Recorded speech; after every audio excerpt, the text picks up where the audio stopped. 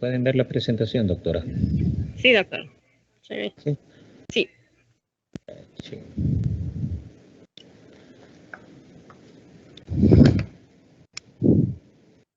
Me quedé aquí porque venía el licenciado a abrir, doctora, así que solo espera que abra. Vaya, está bien. Vaya, jóvenes. Vamos a comenzar la clase de este día.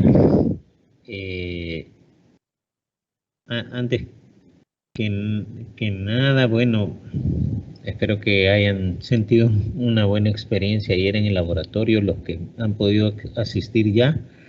Esperamos la otra semana después de vacaciones a los otros dos grupos. Si tienen que estudiar un poquito más, traten de leer el capítulo 7 del libro de Cohen, que les dije, Las vías de la pulpa, la 10ª edición, porque así hubieran unos errores bien puntuales, y que si hubieran dado un poquito más de repaso a ese capítulo, lo hubieran podido, no hubieran tenido tanta falla. Sí hay unos que trabajan bastante bien, me quedé sorprendido porque sí hicieron unas aperturas muy bonitas, pero sí hay otros que sí van a tener que practicar un poquito más. Así que sí traten de no perderse los laboratorios porque es bien importante la práctica.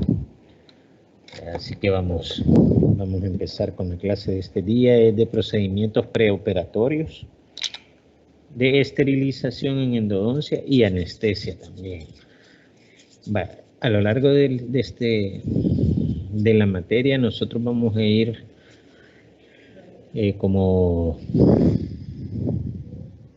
viendo cómo es que se realiza un tratamiento desde que llega el paciente, desde que nosotros hacemos desde que toca la puerta de nuestro consultorio, empecemos a entrevistarlo, hacemos nuestro examen clínico, determinamos el diagnóstico y cómo vamos a ir haciendo el procedimiento. Entonces, el programa de estudio está elaborado de esa manera, o sea, para que cada paso que el paciente o que vamos a dar nosotros ya con el paciente en nuestro consultorio, lo vamos a ir viendo en ese orden aquí a lo largo del programa de la materia. ¿Vea? Preparación de la sala de tratamiento, dice. Es importante en primer lugar que tenemos que tener un control de la infección. Vea, todo el personal dedicado al cuidado de la salud dental está en riesgo de exposición a múltiples microorganismos infecciosos, entre ellos cosas tan sencillas como una gripe, enfermedades respiratorias altas, tuberculosis, bueno, el mismo COVID ahora. Permítanme. Creo que... Espérenme un ratito.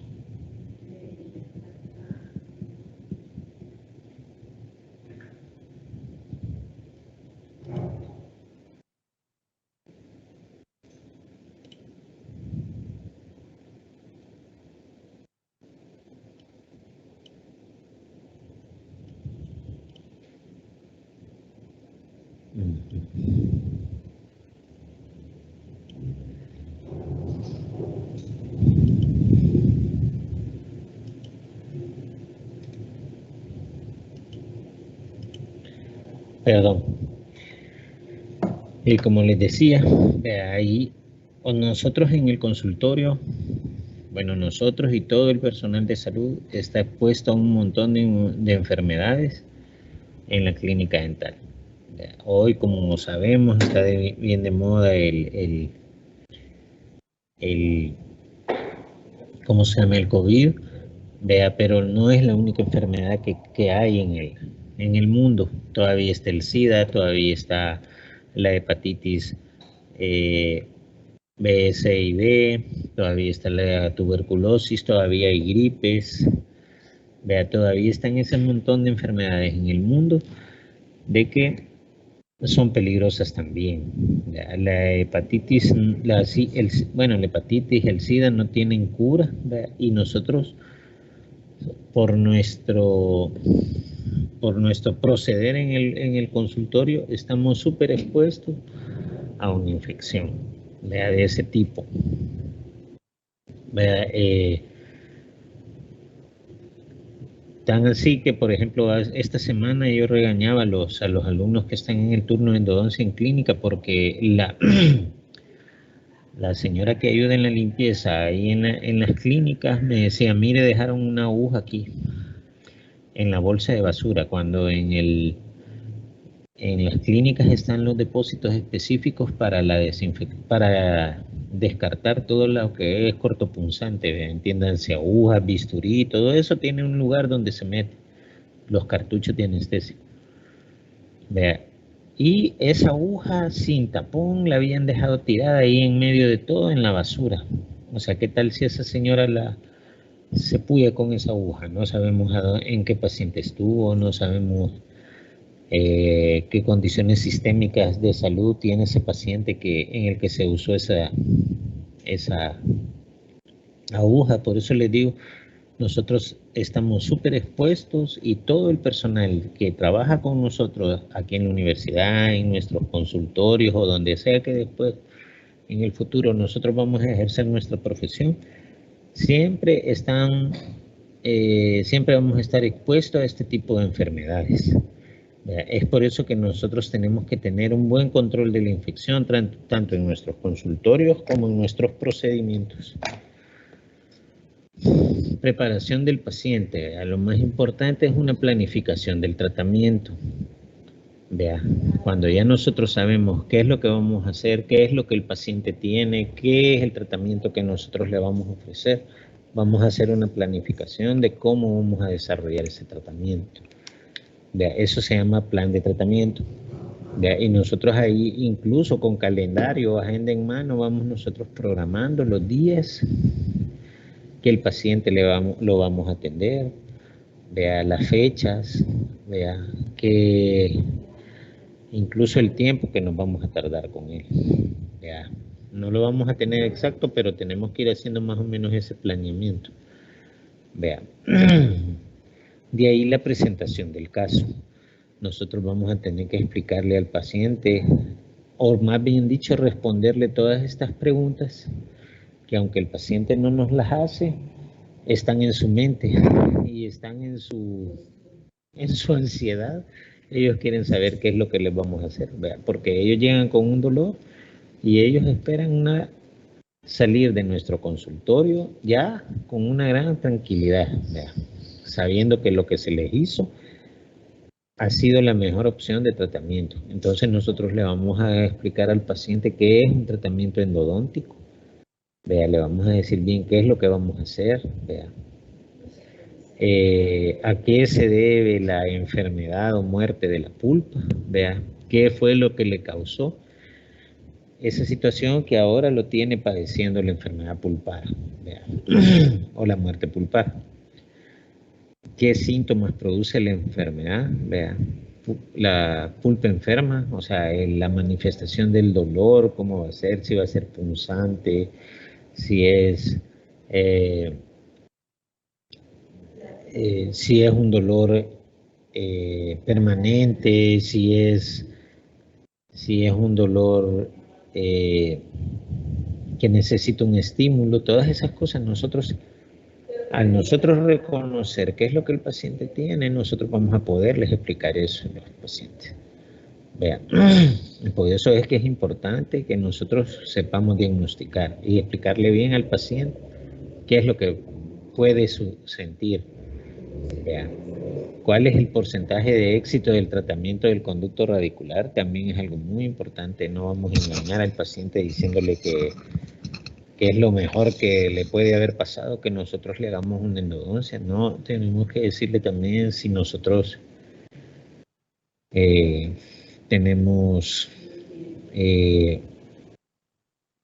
si nosotros creemos que en algún momento esa pieza puede fallar, debemos de ser bien sinceros con él.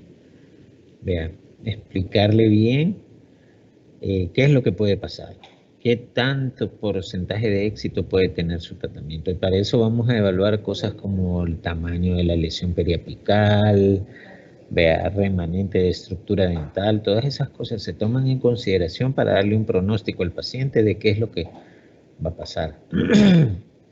¿Cuáles son las alternativas al tratamiento de conducto radicular también? O sea, decirle, si no se hace la endodoncia, entonces vamos a tener que hacerle esto. Si no se hace la endodoncia, entonces podemos hacer esto otro. Vea, aunque casi siempre si una pieza necesita tratamiento de conducto radicular, vea, el único otro tratamiento viable muchas veces es la extracción. Vea. También le vamos a decir al paciente si necesita el diente una corona o algo después del tratamiento. Vea, una incrustación, vea si solamente con una obturación de resina vamos a poder mantener esa pieza en boca, y para eso nosotros tenemos que saber bien que ¿cómo decirle? Acerca de los requisitos básicos de una pieza para mantenerse en boca, porque también no vamos a hacer, o sea, los tratamientos de endodoncia son caros, vea, son de los tratamientos más caros, se puede decir, que hay en odontología, y no vamos a hacer a que el paciente gaste un montón de dinero para que después al mes tenga que quitarse el diente, vea. Entonces, sí tenemos que ser también bien sinceros en explicarle al paciente que no solo con la endodoncia va a tener. Vea, no solo por cobrarle le voy a hacer una endodoncia. O sea, si siento yo que el paciente no la va a poder mantener la pieza en la boca, mejor seamos honestos y digámosle que no. Y ofrezcamos otra alternativa de tratamiento. Vaya, otra cosa que es importante ahora también es el consentimiento informado. ¿Ya? Hacerle saber al paciente todo esto que les he explicado antes, se lo tienen que hacer saber al paciente y dejarlo por escrito. Dejar por escrito que ustedes ya le explicaron al paciente qué es lo que va a pasar, qué es lo que pasa. ¿Ya? Y de preferencia que el paciente le firme que ya está consciente de lo que puede pasar, de lo que va a pasar en el consultorio y de lo que puede pasar en el futuro. Ese es el consentimiento informado. El otro, que yo ayer modifiqué la clase, pero no sé por qué no lo veo aquí. Yo les había puesto ahí ahora el consentimiento del COVID. Vea, porque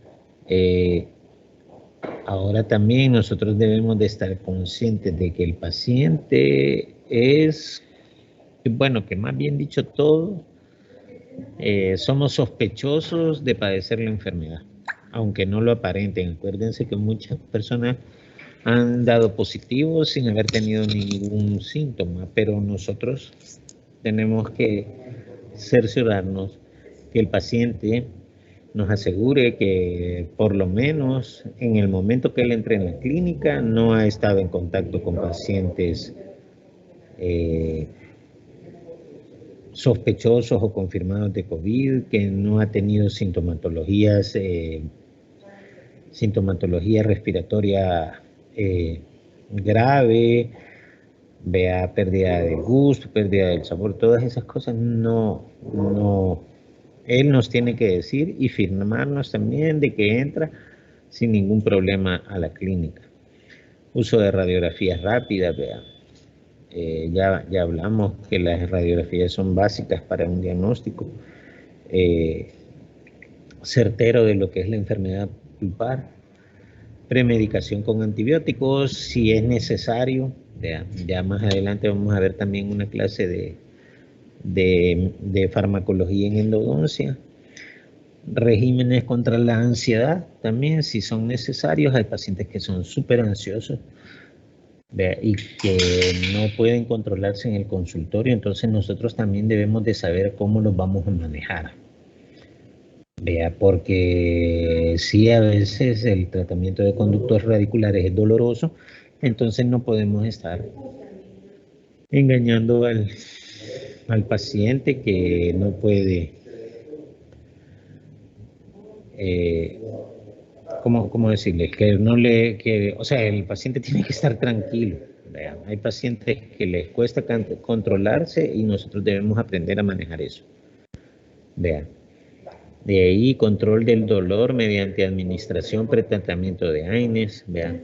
También para evitar que el paciente tenga mucho dolor, podemos darle algún medicamento como el ibuprofeno, una media hora o una hora antes de empezar el procedimiento. Para disminuir el dolor postoperatorio, porque no siempre vamos a eliminar el dolor en la primera cita.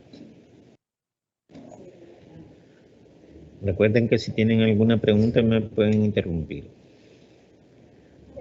La preparación de radiografías, estas son esenciales en todas las fases del tratamiento endodóntico, aportan información importante para el diagnóstico y las fases del tratamiento y contribuyen a evaluar el éxito o el fracaso del tratamiento. Nos ayudan también a ver si hemos fallado, si algo hicimos mal, es la radiografía quien nos lo va a revelar. Para fines endodónticos, la técnica del paralelismo proporciona una imagen más exacta. Y yo creo que ustedes eso ya lo conocieron en radiología, aunque también hay una clase que es de radiología en endodoncia. Y ¿cómo se llama? Pero sí debemos de saber que es la técnica del paralelismo la que nos da a dar, porque en endodoncia son bien importantes las medidas. Las medidas del diente, la medida a la que vamos a trabajar.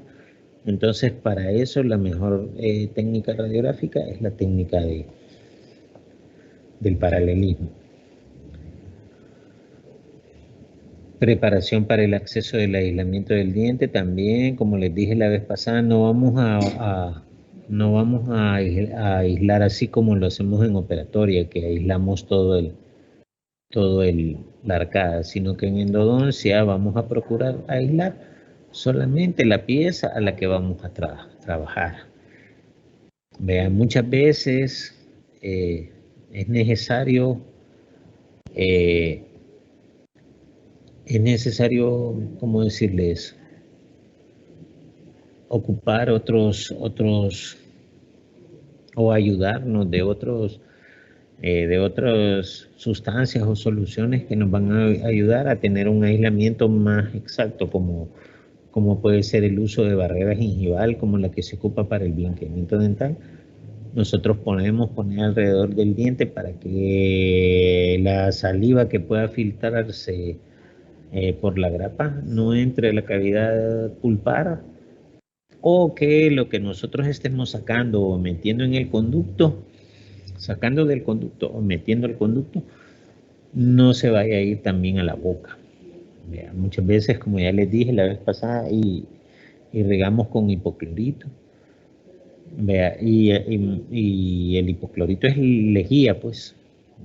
Y muchas veces debemos evitar que el hipoclorito se lo vaya a tragar el paciente. Entonces sí debemos de ayudarnos de todo lo que podamos.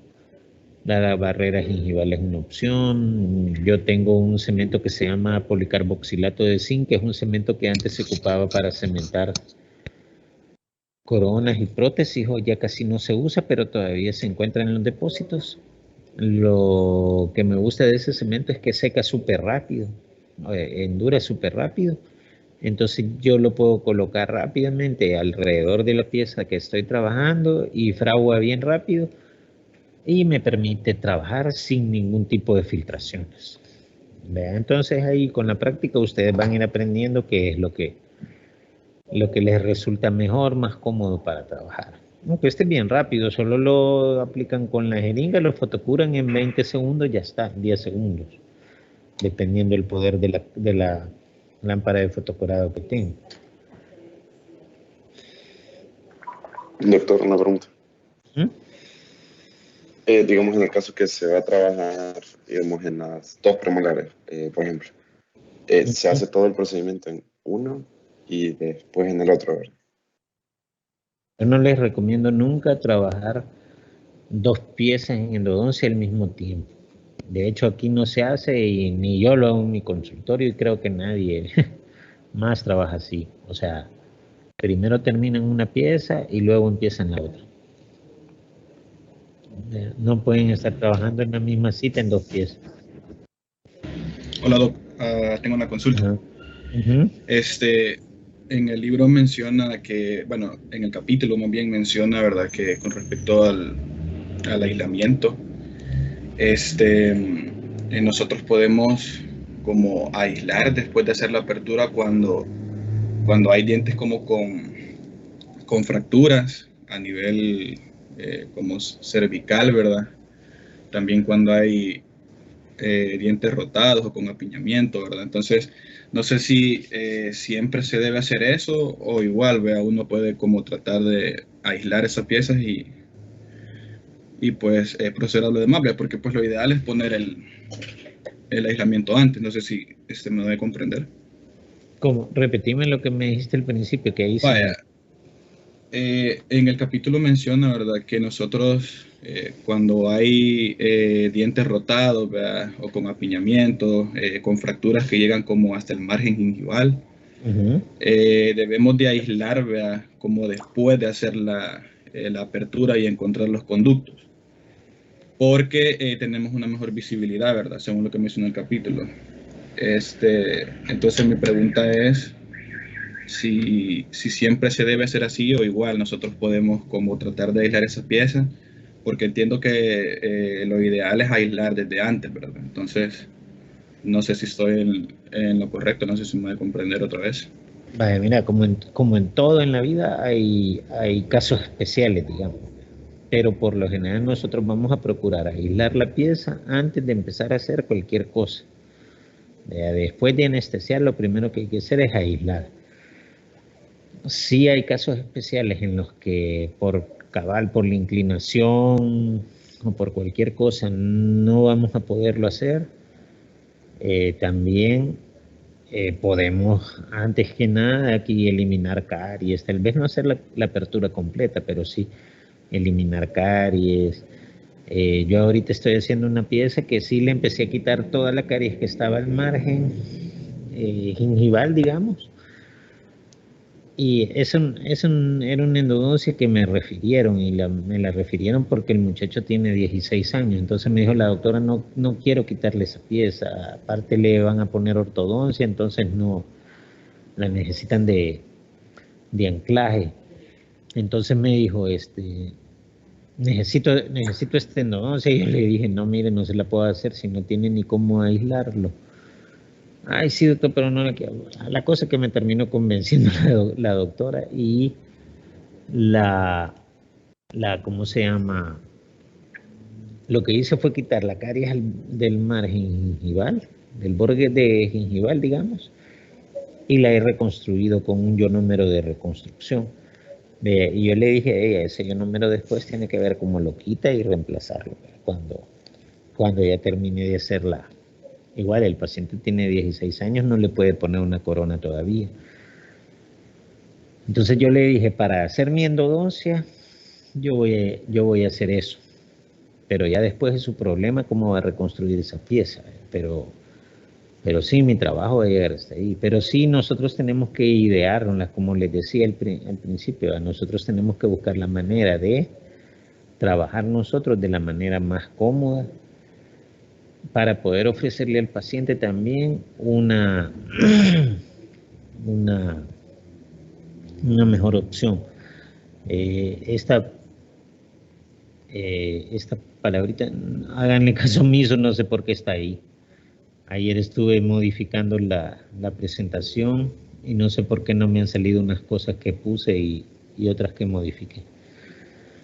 Vamos a hablar de esterilización y desinfección antes del tratamiento. La esterilidad se define como la ausencia de elementos vivos. O sea, cuando algo esté estéril, quiere decir que no hay ningún microorganismo vivo en él. Y la desinfección significa destruir la mayoría de los elementos vivos, y en especial a los patógenos. Aunque regularmente este término no incluye la destrucción de esporas. Las esporas nosotros sabemos que son los microorganismos más resistentes. Vea, muchas veces con solo eliminar virus, bacterias que están en las superficies, ya tenemos una desinfección. Cuando queremos eliminar esporas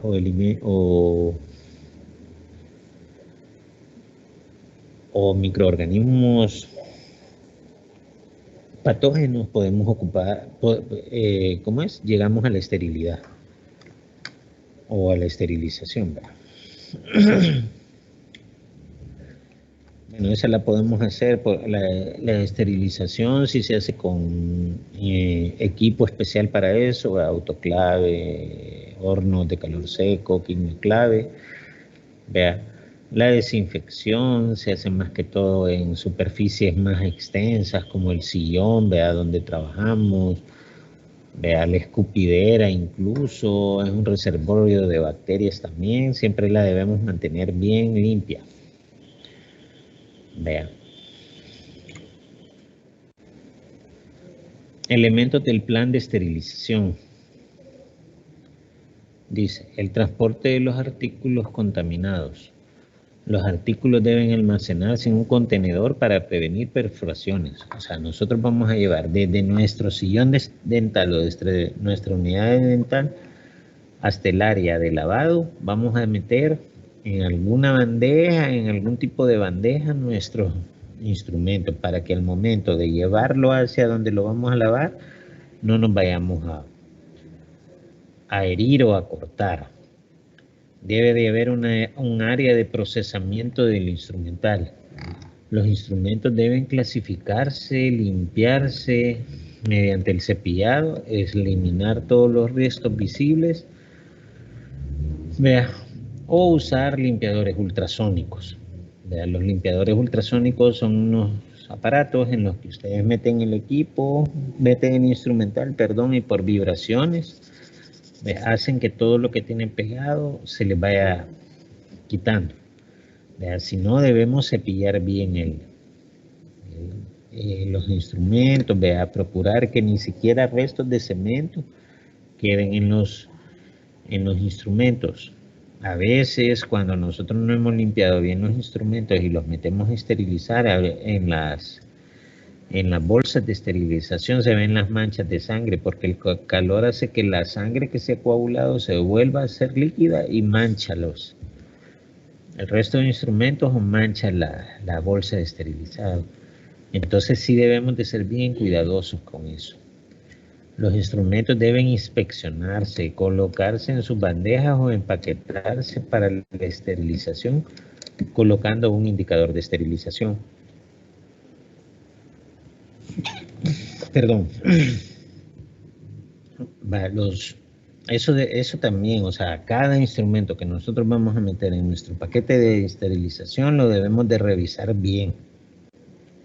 Como les digo, que no lleve restos de cemento, de sangre. Si estamos haciendo una periodoncia, que no lleven restos de sarro. Que las cucharillas de endodoncia que no lleven tejido pulpar todavía pegado. De ahí el control de infección ambiental. En superficies de contacto clínico debemos usar protección de barreras, desinfectantes en aerosol, las líneas de agua de la unidad dental, que son las mangueras, también debemos de esterilizarlas. Ahora con esto del COVID también, si está en nuestras posibilidades el comprar un aparato de purificador de aire que tenga un filtro EPA de nivel médico. O sea, tenemos que informarnos también de todo eso, luz ultravioleta para esterilizar ambientes también. Debemos de informarnos de todo eso para saber que estamos ofreciéndole a nuestros pacientes un ambiente libre de patógenos, libre de microorganismos que pueden producir algún tipo de enfermedad en ellos. Áreas bien ventiladas, y si no tenemos, fíjense que yo en la clínica tengo el problema que no tengo ventanas, donde yo tengo mi local no tengo ventanas, ahí es puro aire acondicionado. Entonces, con lo de la pandemia, yo le fui a decir al que me alquila, mire, y puedo romper la pared para poner una ventana, porque los protocolos decían que después de cada paciente debíamos de ventilar el consultorio, por lo menos 15 a 20 minutos. Entonces yo le fui a decir, mire, me da permiso de romper ahí. Me dijo que no. Entonces tuve que rebuscarme, y he tenido que invertir en filtros de rayo ultravioleta para el aire acondicionado, para mi consultorio, para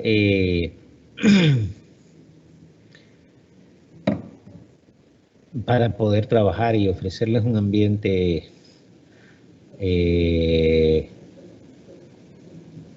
saludable, o como les decía, limpio a mis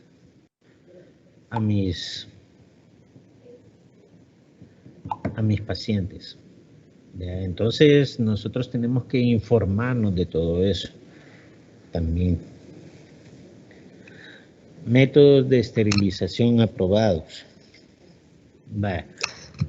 Los más comunes que tenemos son el vapor a presión, que es el autoclave, los productos químicos calentados a presión, que también se conoce como quimioclave, el calor seco, que es el que por más tiempo se ha usado, aunque no por eso es el mejor, y los productos químicos fríos.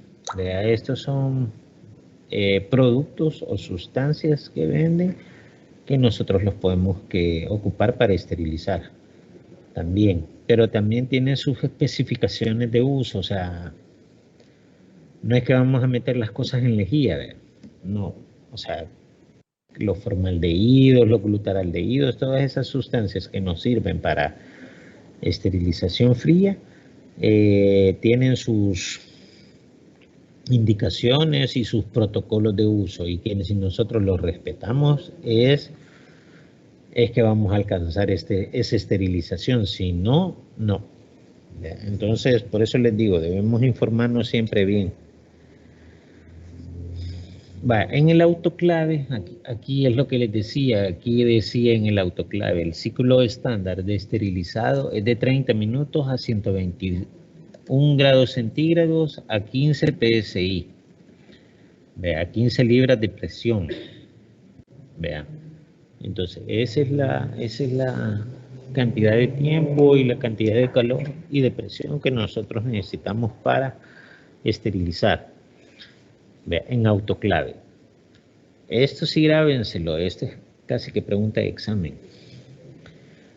Una esterilización instantánea cuando sobrepasa los 134 grados centígrados durante 10 minutos y con 30 libras de presión. Es cuando nosotros, porque nos llegó un paciente que casi que vamos a hacer el mismo procedimiento y no tenemos mucho instrumental del tipo que vamos a usar, podemos recurrir a esto, pero en casos especiales también. De ahí el quimioclave, que utiliza una solución de etanol, al 72% y formaldehído al 23%, al 0.23% en lugar de agua, a una temperatura de 132 grados centígrados a 20 psi durante 20 minutos, incluyendo el tiempo de secado. El problema con los quimioclaves es que aparte que son más caros, las soluciones que se ocupan son más caras, porque por ejemplo el otro con agua, el autoclave con agua, ¿cómo se llama? Se me olvidó, el agua que se le echa a las baterías, alguien que me recuerde. El agua destilada. El agua destilada. Con agua destilada funciona, vea, pero el quimioclave no necesita sustancias un poco más caras. Los esterilizadores de calor seco, una vez precalentado y alcanzado la temperatura de 191 grados centígrados, toman 1 hora para terminar el ciclo de esterilización. Vea, este es más tardado. El problema muchas veces con el calor seco es que porque pasan demasiado tiempo a demasiada temperatura, los instrumentos tienden a arruinarse. Por ejemplo, los instrumentos que tienen partes con filo tienden a perder un poco el filo, se corroen, si no son de buena calidad, tienden a corroerse.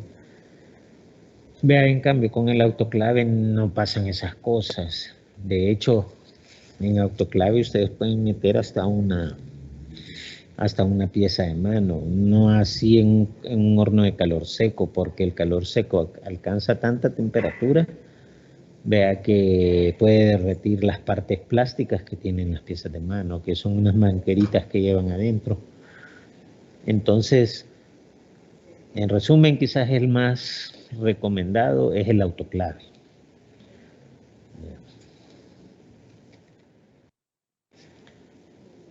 Ahora vamos a hablar un poco de técnicas de anestesia en endodoncia. Vea. La principal es la técnica infiltrativa local. No voy a meterme mucho en este tema, porque este tema se supone que ustedes lo manejan ahora en cirugía. Vea, el doctor les va a explicar más las técnicas. Quizás lo que yo sí les voy a decir una cosa. Vea, el doctor les enseña un montón de técnicas. Vea, que ustedes las tienen que saber, porque ustedes no sabemos si van a ser endodoncistas, no sabemos si van a ser cirujanos maxilofaciales en un futuro, ortodoncistas, prostodoncistas. Vea, pero hay dos tipos de anestesia. Esto creo que ustedes ya lo medio lo saben. La infiltrativa, que es la infiltración local, que se emplea para conseguir la anestesia pulpar de las piezas dentales maxilares. En maxilar, cuando decimos maxilar, es superior. Mandibular es inferior.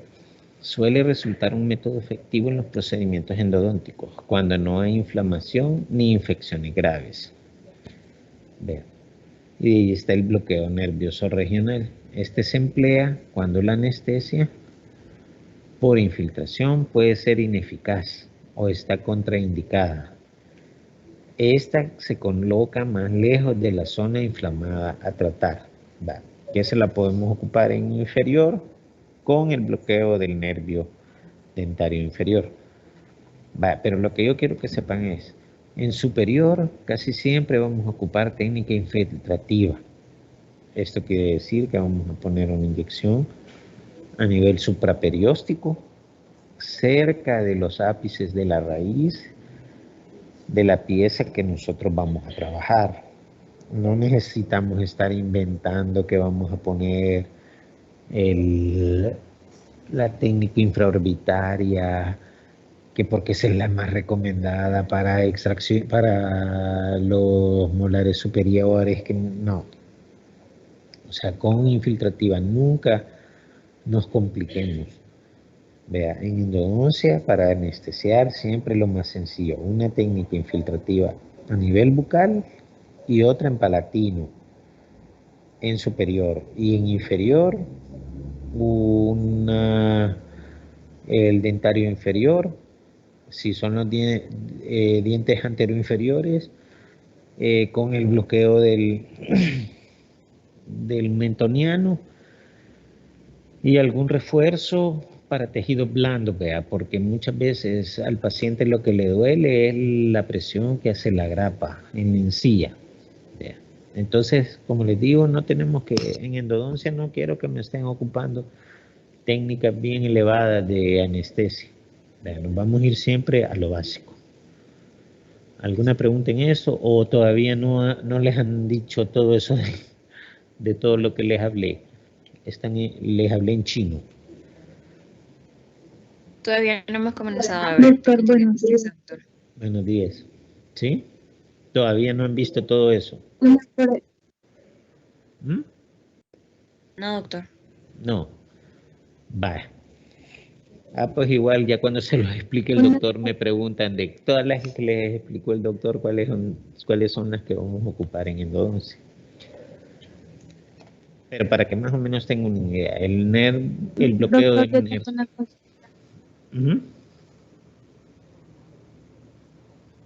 ¿Sí? La técnica infiltrativa local es la misma anestesia intrapulpar. No. La intrapulpar es adentro de la pulpa.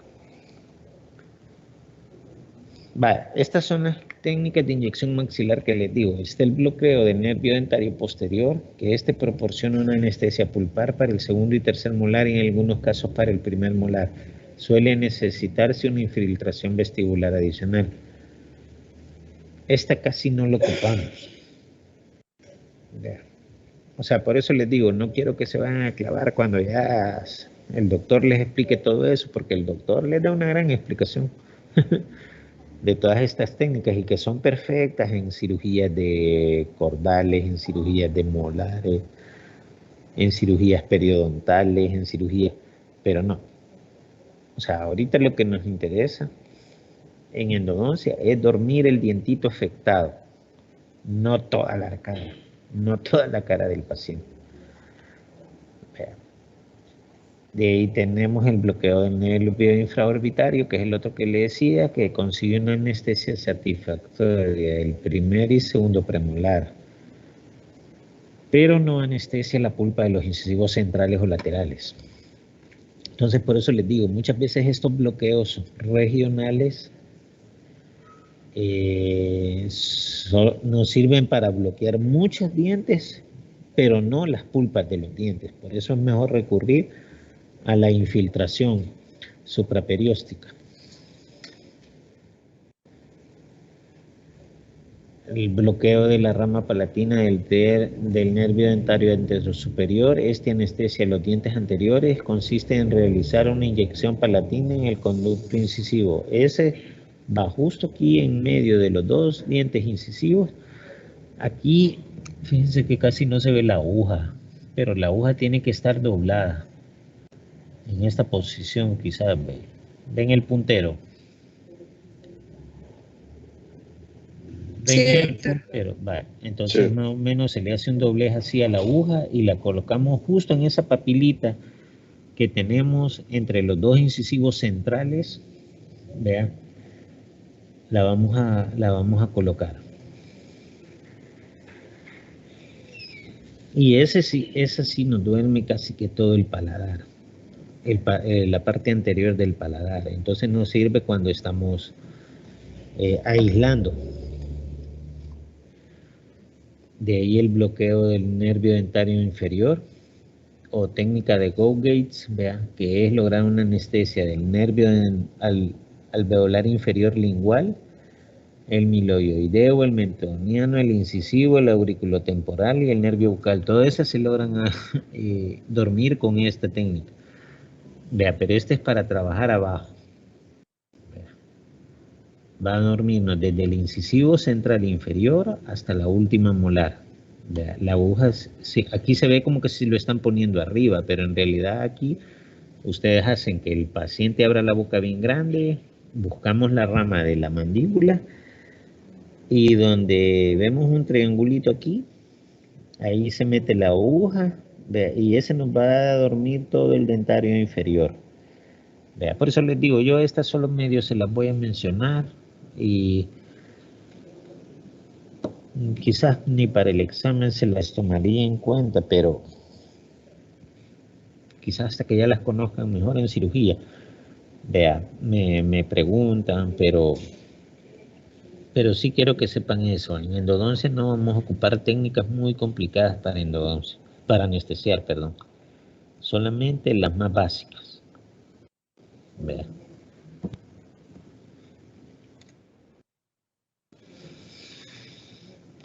También se puede bloquear el nervio mandibular con la boca cerrada, que es la técnica de equinosis. Vean. Pero es que yo siento que si no les han dado en cirugía todo esto, no van a entender mucho. Vea, su indicación es principal en los casos cuando la limitación de la apertura de la mandíbula impide el uso de otras técnicas de anestesia mandibular.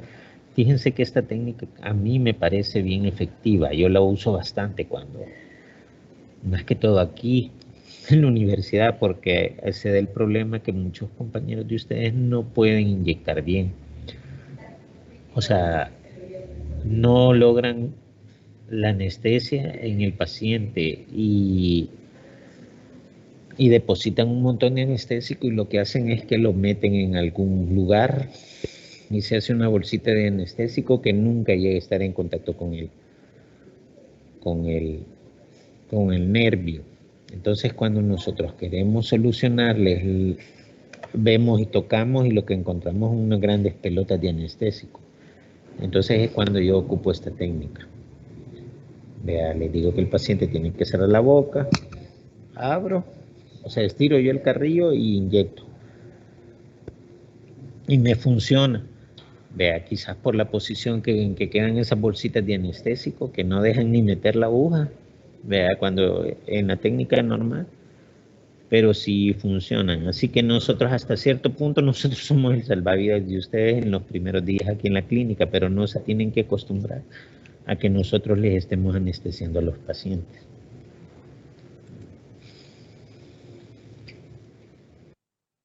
Ahí. Este es el mentoniano, la técnica mentoniana. No me gusta mucho esta imagen porque se ve muy inclinado, más pareciera que están haciendo un refuerzo bucal para el premolar, para el segundo premolar. Esta técnica se utiliza con menor frecuencia, mayormente cuando se precisa anestesiar tejidos blandos bucales en la mandíbula anterior al agujero mentoniano. Es fácil de ejecutar y es atraumática, es cierto, casi no duele. Pero para mí la mejor técnica es que ustedes pongan a su paciente viendo hacia el frente, o sea que su pupila quede viendo hacia el frente y ustedes trazan una línea recta, imaginaria, entre la pupila, el agujero supraorbitario, el infraorbitario y el mentoniano. O sea, trazan esa línea recta y van a saber dónde está el mentoniano. Y ahí depositan el anestésico.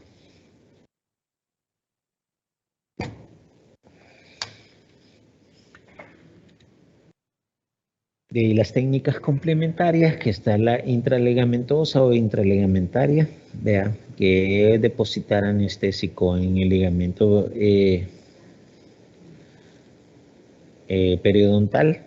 Esta nos ayuda bastante porque nos duerme todo el ligamento periodontal, y acuérdense que la pulpa viene siendo casi que una prolongación del ligamento periodontal, entonces muchas veces nos ayuda.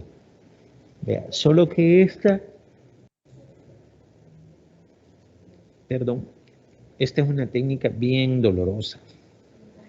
Vea, al paciente, aunque esté anestesiado, le duele cuando se le pone.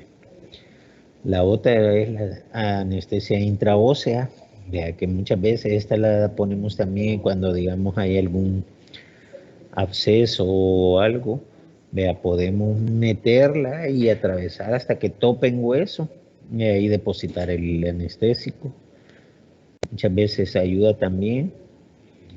La otra es la anestesia intrapulpar, la que me preguntaban, esa ya cuando hemos hecho la apertura y tenemos los conductos y todavía hay dolor, podemos introducir la aguja dentro de uno de los conductos y depositar. Para estas técnicas sí es importante que entiendan que lo vamos a hacer con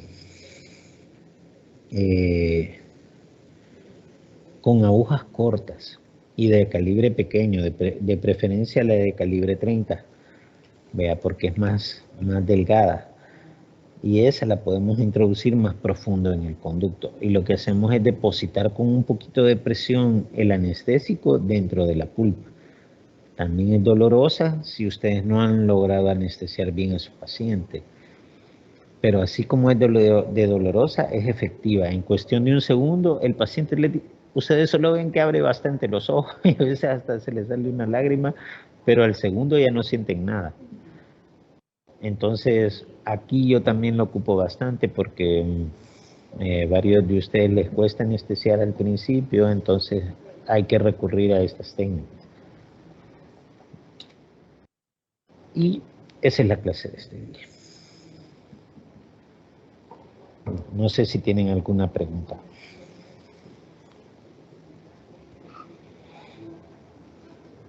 ¿O me dejaron hablando solo? No,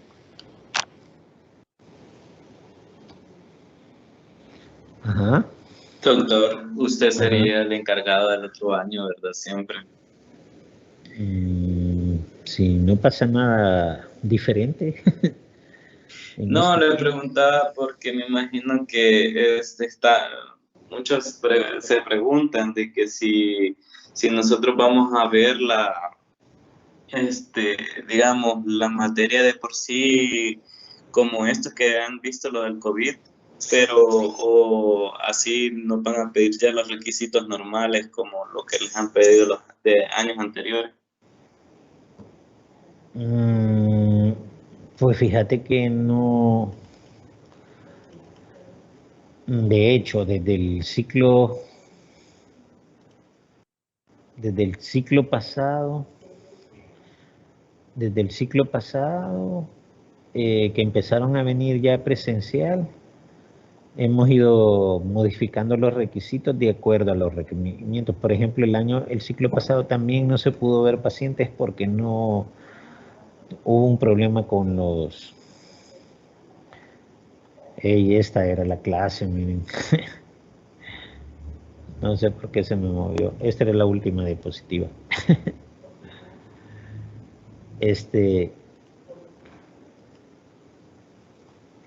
Hola, ¿me oyen? Sí. Va, sí hemos tenido que ir moviendo los requisitos también por cuestiones de espacio, porque antes entraban, lo mucho que entraban en clínica eran unos 70 alumnos. Siendo sinceros, así como están llevando ustedes las materias de manera virtual, pasan más.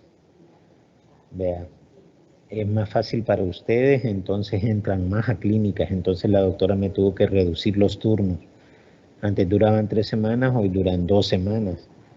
Antes en los turnos hacían 4 endodoncias, hoy hacen 1. Y trabajan en piezas extraídas, pero también porque como disminuyeron el número de unidades clínicas por la ampliación que se hizo y por las modificaciones que se hicieron en las clínicas. Entonces sí, quizás ustedes no van a tener la misma práctica que antes, pero yo esperaría que el otro ciclo por lo menos, aparte de, no sé si ustedes ya se vacunaron.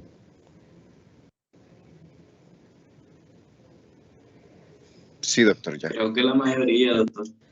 Vaya, eso también es importante. Entre más vacunadas hayan, mejor. Vea, porque también si no están vacunados es un riesgo todavía.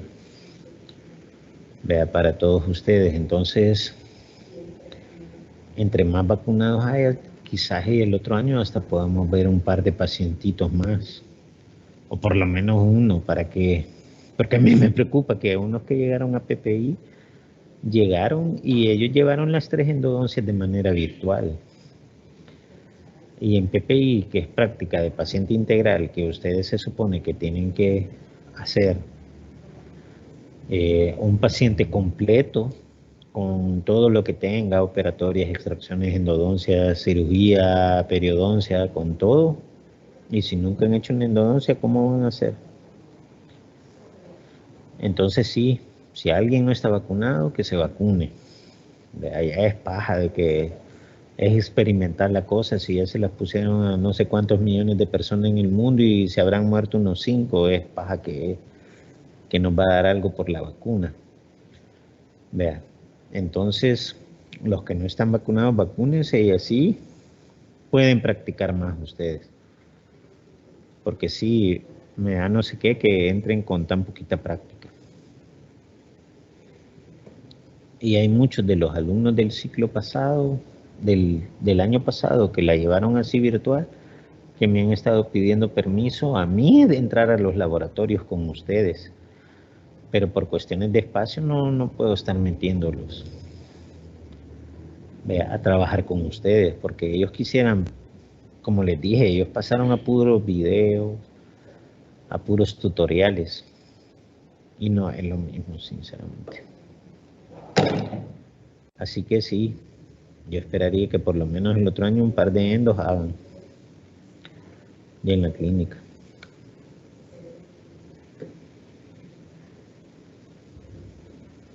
Gracias, doctor.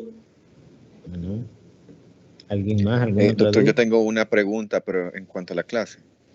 Y sobre la última técnica de anestesia, sobre la anestesia intrapulpar, ¿en qué casos o cuándo la voy a ocupar? Cuando no te pegó la otra. O sea, lo que pasa es que, como les digo, yo en mi clínica la habré usado, no me acuerdo cuándo la usé la última vez. Lo que pasa es que es como en todo. A medida que ustedes van agarrando experiencia, van reconociendo mejor las estructuras anatómicas que varían en cada paciente.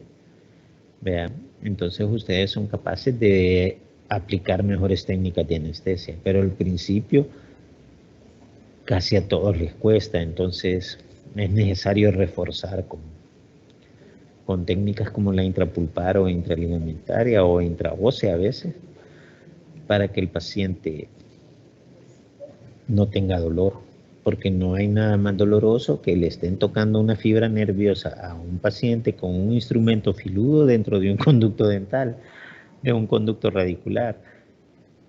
Entonces sí necesitamos que el paciente esté súper dormido, o sea, que no tenga ninguna sensación, porque si no, no los va a dejar dormir, trabajar. Bueno, y dormir porque los va a estar llamando en la noche, que no aguante el dolor. Vea, pero es cuando nosotros ocupamos esas técnicas. Vea, pero sí, si ustedes aplican una buena técnica anestésica, no tienen ningún problema, no necesitan poner más. Es más, o sea, hay unos que se gastan hasta 3, 4 cartuchos, quieren ocupar en un solo paciente para hacer un endodoncia. Cuando no, cuando solo con un cartucho es necesario para dormir una pieza, para anestesiar una pieza.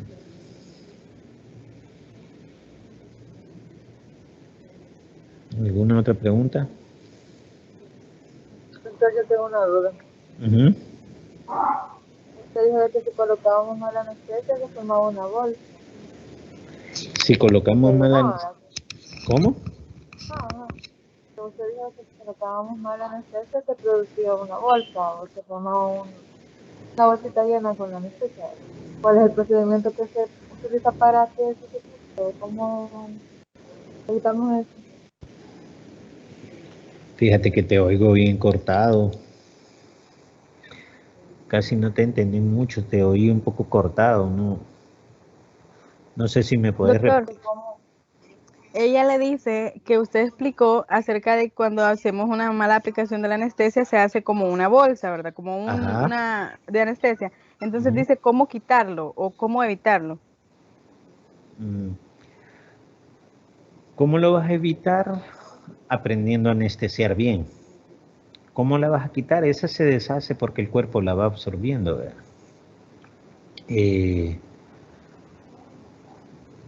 Eso más que todo. Pero sí tenés que evitarla aprendiendo a anestesiar bien. ¿Vea? Lo que pasa es que cuando a veces, como les digo, uno mete el dedo pulgar para poner esa técnica, uno mete el dedo pulgar y busca la rama de la mandíbula. Entonces busca una escotadura ahí donde uno sabe que ahí está el conducto. ¿Ve? Y ahí es donde uno mete la aguja. Pero muchas veces no meten bien la aguja, depositan el anestésico, como el anestésico lo dejan donde no es, lo que hacen es que se acumule el anestésico ahí, entre los tejidos se debe hacer alguna bolsita, y cuando ustedes, o cuando yo llego y quiero buscar dónde anestesiar, no encuentro porque solo siento una gran ¿qué? Tumorosidad, digamos, ahí, o sea, una pelotita que no me deja sentir las estructuras anatómicas. Entonces es cuando yo le hago la técnica de hipnosis al paciente, que le digo que cierre, estiro su carrillo e introduzco la aguja. ¿Alguna otra pregunta?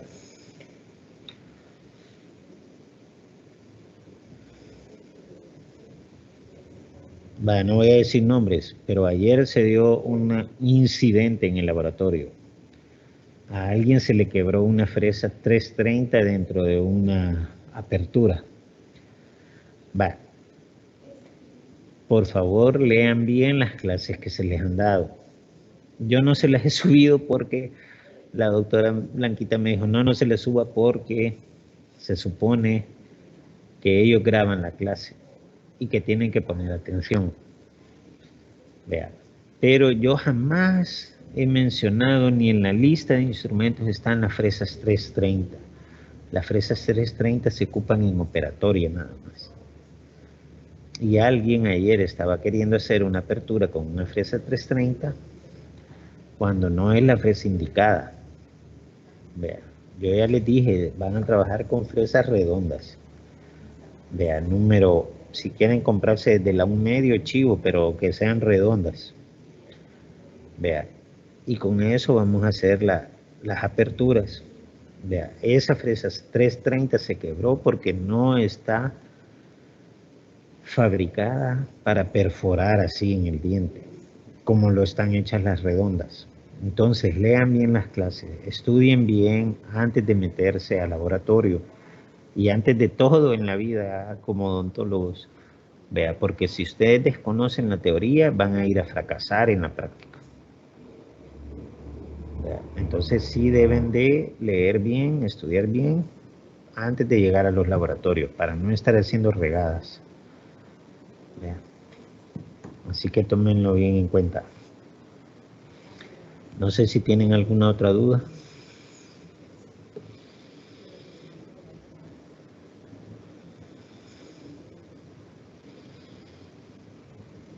Si no, otra cosa, para la otra clase, que sería el jueves después de vacaciones, sí les voy a pedir por favor que enciendan la cámara, porque fíjense que tengo un problema. Yo a ustedes no los conozco, o sea, los habré visto alguna vez aquí en la universidad y ya, vea, pero no los conozco, entonces igual ayer con mascarilla, con gorro, con careta o con lentes, igual no los reconozco. Vea, entonces sí los quiero conocer, así que sí les voy a pedir que a partir del otro jueves, por favor, que me enciendan la cámara. Hoy no, porque no sé si ni se han bañado, ¿verdad? Pero ya la próxima clase sí, por favor, porque sí me voy familiarizando con las caritas. Vea, porque sí no conozco a ninguno. Vea. Bueno, por ejemplo, aquí veo a Fátima Xiomara, creo que ella ya había llevado la materia conmigo. Conozco a Franklin, que creo que lo tuve una vez en diagnóstico con la doctora Blanquita. Pero quizás serán los únicos dos. Así que por favor, la otra clase sí me encienden las cámaras. Vea, yo porque no tengo en esta computadora de la U. O sea, las computadoras de la universidad no tienen. Pero igual a mí me ven aquí en la universidad. Así que, no sé si no hay nada más. Hasta aquí llegamos.